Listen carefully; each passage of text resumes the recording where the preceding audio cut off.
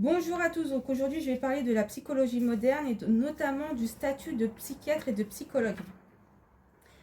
Avant toute chose, en fait, c'est qu'on a tous le sens de la psychologie, plus ou moins fine, plus ou moins prononcé.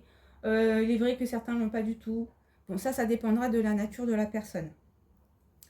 Mais à savoir qu'en fait, qu'il n'y a jamais eu, avant Freud, ce terme de psychologue et de psychiatre.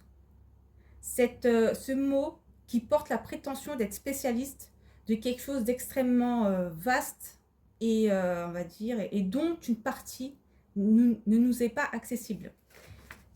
Le monde psychique, notre psyché, il est à la fois entre le monde visible et le monde invisible.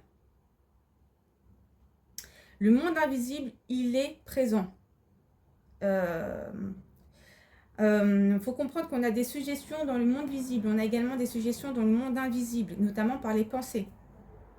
Les pensées ne nous appartiennent pas. Il y a des bonnes pensées, on va l'extirper, on va la travailler parce qu'on sait qu'il y a quelque chose à gratter là-dedans, d'intéressant. Puis effectivement, on a des mauvaises pensées. Ces mauvaises pensées-là, comme on sait qu'il y a des mondes invisibles et qu'il y a des suggestions, on les évacue.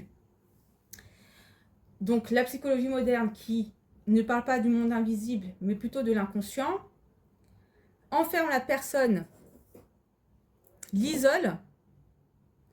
Et lorsqu'on est persuadé qu'on est totalement déconnecté de son environnement, et notamment de l'environnement du monde invisible, on a l'impression que ces pensées viennent de nous.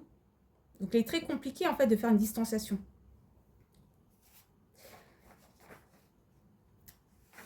Voilà. Juste un petit aparté. Dans une société traditionnelle, la société traditionnelle, elle est très complexe à exprimer parce qu'en fait, ça va prendre absolument tout ce qu'il y a autour de la personne pour lui donner le meilleur terreau.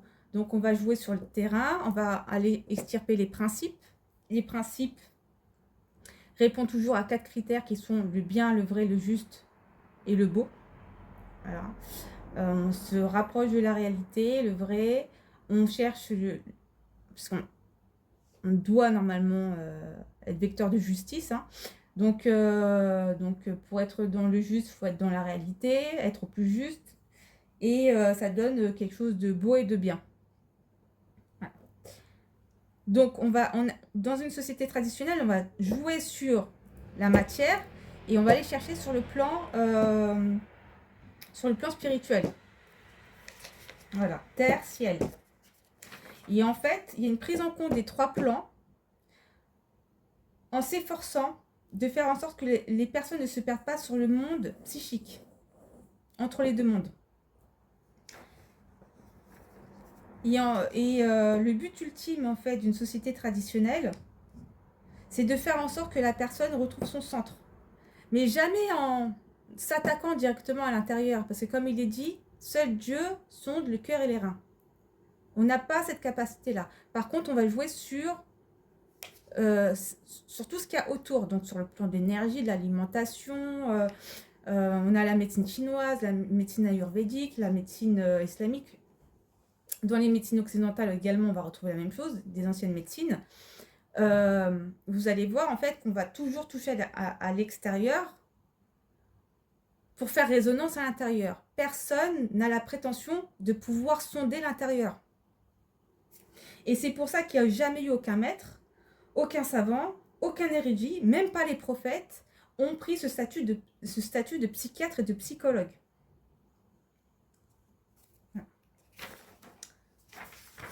Donc, comme je disais, une société traditionnelle, donc elle prend les 3 plans, et en faisant en sorte, effectivement, d'éviter à ce que les personnes se perdent dans le monde psychique. Maintenant, force de constater qu'on ne vit plus du tout dans une société traditionnelle. On ne peut même plus parler de société, on va plutôt parler de système. On a fait exploser tous les moyens de protection sur le terrain et il y a une déconnexion avec le transcendant. Donc un système qui profite aux parasites, qui eux sont comme des petits poissons dans l'eau. Par contre, tous ceux qui ont une conscience, malheureusement, ils sont totalement drainés. Voilà. Donc coupure avec le transcendant, perte avec le réel, on bascule dans le monde des idées, on est totalement déconnecté.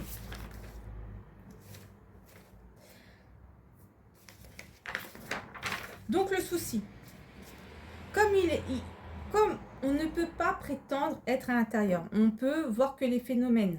Et les phénomènes, elles sont multiples. Hein. Plus vous allez gratter, plus vous allez en trouver.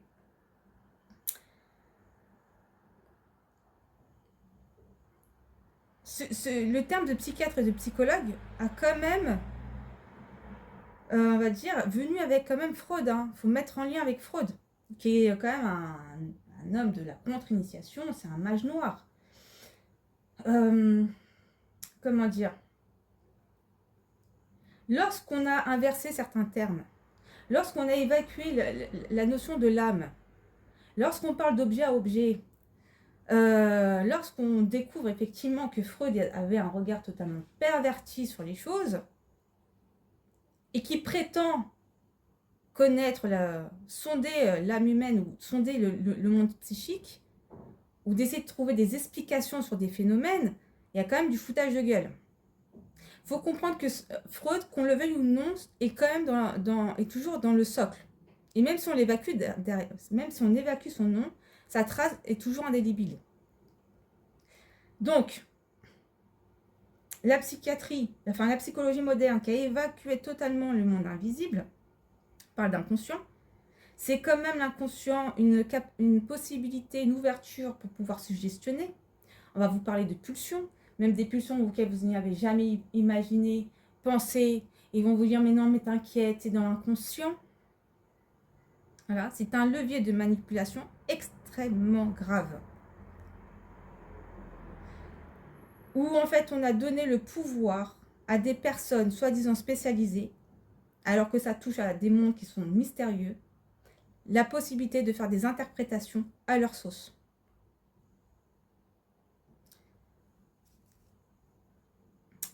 La psychologie moderne rentre maintenant dans les entreprises, dans les foyers, après des événements, après des crises sanitaires, totalement démocratisée. Cette position, ce statut est validé. Validé par son utilisation, validé par l'État, que personne ne remet en cause. Deuxièmement, maintenant on va remettre la psychologie moderne dans la société dans laquelle on vit. On a la psychologie moderne, on a la science moderne, où on va aller étudier les phénomènes. Hein. Je vais vous dire, c'est tellement une imposture cette psychologie moderne que, en fait, pour se donner du bagage, hein, il se tourne vers la neuroscience, hein, qui est aussi une étude des phénomènes. Okay. Quel est le risque? Bon, déjà sur le plan collectif, vous l'avez vu, hein, il y a de plus en plus de fous. Pourquoi? Parce qu'on ne se rattache plus à des principes. Déjà, les pseudo-religieux nous ont mis des mots-clés également de leur côté. Hein. Bref, tout est fait effectivement pour nous perdre ici. Hein. Je ne vais pas encore m'élancer sur eux parce que ça risque de durer des heures. Maintenant, sur le plan individuel, même collectif et sur le plan individuel. Écoutez bien. L'apport de la psychologie moderne, parce qu'il y a toujours eu des maladies mentaux, mais on va dire que c'était à moindre nombre. Il y en a de plus en plus, comme je vous dis, parce qu'il y a une destruction de tous les moyens de protection.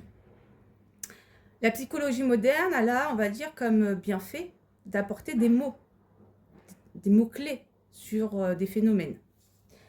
On va dire qu'avant, lorsqu'il y avait une personne qui n'allait pas, on décrivait certaines choses. Il se passe ça, il se passe ça, il se passe ça, il se passe ça, il y a ça, ça, ça, ça, ça. Et puis effectivement, la psychologie est venue en disant, tenez, ça s'appelle comme ça, dépression. Ok. Donc, par la suite, ce qui facilite aussi et qui empêche aussi le raisonnement, c'est qu'on va rapidement poser des étiquettes, dépression. Voilà, il y aura certains gros principes qui sont là, ok, c'est une dépression, très bien. Sauf que lorsqu'on est rattaché en haut, on va aller donc décortiquer, regarder en haut, voir les déviances, effectivement ça donne tel résultat, mais on a des moyens d'action véritables lorsqu'on va aller chercher en haut. C'est plus le cas, on va plus chercher en haut, on va poser un mot. Et le mot, en plus de ça, eux, ils se l'accaparent, hein, parce que maintenant, Lorsque on va décrire quelque chose, on va vous dire oui, mais ça a été théorisé par Freud. Hein. On va, voilà. Enfin, ce que je veux dire, c'est que les psychiatres et les psychologues n'ont rien inventé. Ils posent des mots sur des phénomènes, ok? Ces phénomènes étaient là auparavant. Ils sont de plus en plus présents. Et en plus de ça, il y a quand même le culot sur ce mot-là de mettre, on va dire, de se l'accaparer, grand savant, Freud, c'est une théorie de Freud, c'est un concept freudien. Quelque part, on veut nous imposer la validité de ces études. Quelqu'un de borgne, de pervers. Bref.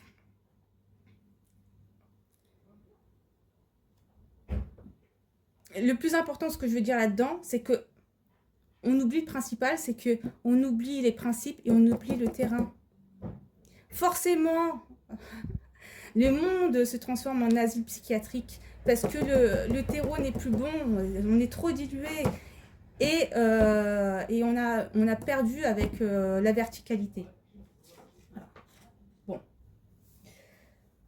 Maintenant, c'est sur le plan collectif. Maintenant, sur le plan individuel. Voilà. Par exemple, on va parler enfin, ce que je vais dire, c'est que je sais que quand je lis le Coran, Dieu nous interpelle sur les signes. Et donc, quand on parle de signes, il ne faut pas s'attendre à l'apparition de la Vierge Marie. Non, il y a des signes dans la nature, au quotidien. Par exemple, on nous dit ne vous rendez pas compte des cycles des astres, de la course de la lune et du soleil. Ne vous rendez pas compte de l'eau que vous buvez. En fait, lorsqu'on étudie la nature, lorsqu'on étudie, on s'intéresse à tout ça, on se rend compte qu'il y a une intelligence supérieure. Moi, j'aime bien écouter Dr. Gernès parce qu'il a dit il y a une intelligence cellulaire. En fait, ça interpelle à quelque chose qui est au-dessus de nous.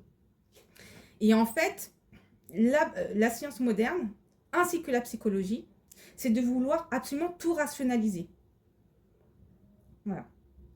C'est de faire éteindre le fait qu'il y ait une intelligence supérieure. Donc, à force de tout rationaliser, lorsqu'on a eu, par exemple, un événement, une intuition, cette intuition nous a évité un gros malheur. On a senti cette intuition, on l'a écoutée, c'était, tu sais, quand on y pense, c'est, merci mon Dieu. Mais en fait, non, ça, non, la psychologie moderne, il faut qu'elle nous apporte des termes. Non, t'inquiète pas, tu sais, ça c'est un phénomène tout à fait explicable, blablabla. Bla, bla, bla, bla. Donc, à force, effectivement, d'évacuer et de tout rationaliser, hein, on se raille des signes, on s'en détourne, on persiste dans l'aveuglement.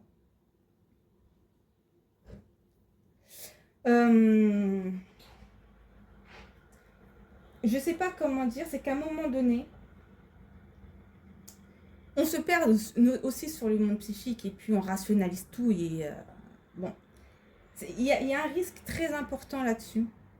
C'est parce qu'à force d'avoir une attitude comme ça, de détournement, alors qu'on a senti, déjà dans la nature humaine, on a souvent tendance à vouloir expliquer rationnellement.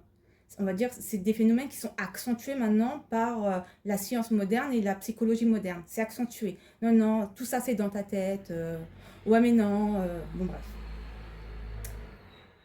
Lorsque on persiste dans cette optique et qu'on s'aveugle malgré tout, hein, il y a ce qu'on appelle, dans l'islam, c'est le qarin. Alors le qarin, c'est le compagnon, c'est un compagnon diabolique. Hein. C'est pour ça que faut bien comprendre que le monde invisible, il est là, il est agissant.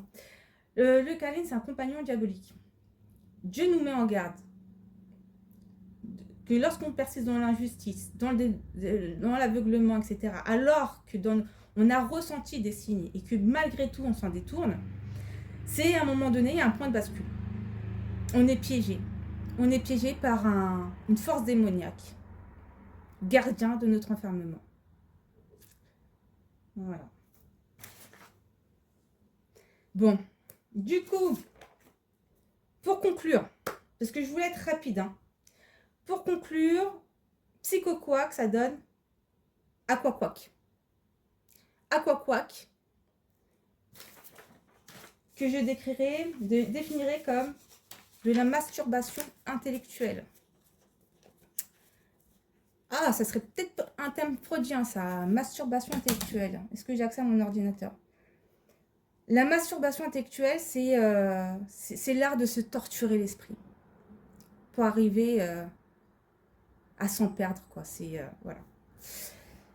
Bon, bah voilà, j'ai été très succinct, très brève, mais faut pas croire, hein, la psychologie moderne est une arme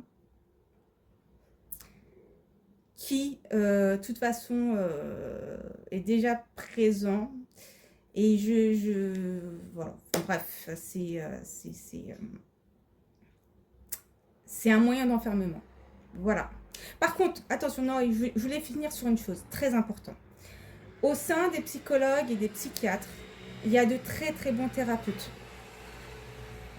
Mais en fait, on devrait les présenter comme des thérapeutes cognitifs, thérapeutes comportementaux, thérapeutes nanana, thérapeutes. C'est comme l'astrologue, il utilise l'astrologie, magnétiseur, il utilise le magnétisme. Bah, c'est pareil pour les thérapeutes qui s'intéressent à des phénomènes psychiques, donc dans le comportement cognitif, etc. Là, c'est très intéressant. Mais par contre, c'est le statut. C'est en fait, ce statut porte la prétention d'une spécialité, d'être à l'intérieur. Demain, je sais pas, tu te retrouves face à un psychiatre, s'il a jugé que c'est comme ça, bah c'est comme ça. Et en plus, on leur donne, je vais vous dire, ça a été validé par l'État, leur diffusion est de plus en plus présente et prégnante. On est dans le monde psychique, on s'enfonce à l'intérieur. Voilà, on va quand même dans une direction qui est très, qui est quand même de mauvaise augure. Voilà. Donc moi, je ne veux pas taper sur les psychiatres et psychologues. Par contre, leur statut niette, je les appellerais des thérapeutes ou sinon pour vraiment des personnes qui persistent dans l'idolâtrie de leur métier à conserver ce titre. Je dirais que c'est des psychologues et des psychiatres. Voilà. Et là, je fais un petit clin d'œil à Bruno. Ça fait référence à la pisciculture. Voilà, c'est l'élevage des poissons. Voilà. Bon, bref. Allez, je vous fais des gros bisous. Prenez soin de vous et que Dieu vous protège.